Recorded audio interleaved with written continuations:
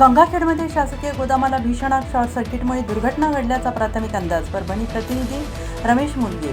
परभणी जिल्ह्यातील गंगाखेड येथील रेल्वे स्टेशनजवळ असलेल्या शासकीय गोदामाला आज अचानक भीषण आग लागल्याची धक्कादायक घटना समोर आलेली आहे. आगीचे स्वरूप एवढे रौद्र होते की गोदामातून निघणाऱ्या काळ्या धुराचे साम्राज्य दूरवर पसरले होते. या घटनेमुळे परिसरात एकच खळबळ उडाली असून नागरिकांमध्ये भीतीचं वातावरण पसरलेलं आहे. शॉर्ट सर्किटमुळे आग लागल्याचा प्राथमिक अंदाज लागतो आहे आणि ही आग शॉर्ट सर्किटमुळे लागल्याचे सांगण्यात येत आहे. मात्र प्रशासनाकडून या वृत्ताला अद्याप अधिकृत दुजोरा मिळालेला नाही.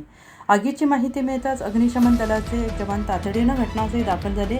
अग्निशमन दलाकडून आगीवर नियंत्रण मिळवण्यासाठी शर्थीचे प्रयत्न सुरू आहेत. मोठ्या प्रमाणावर हानीची शक्यता. या आग शासकीय गोदामात लागल्यामुळे आतमध्ये असलेल्या साहित्याचे मोठ्या प्रमाणावर नुकसान झाल्याची शक्यता वर्तवली जाते. सुदैवाने या घटनेत अद्याप कोणतीही जीवितहानी झाल्याचं वृत्त नाही. घटनास्थळी स्थानिक नागरिक आणि प्रशासकीय अधिकारी दाखल झालेले असून मदतकार्य वेगाने सुरू आहे.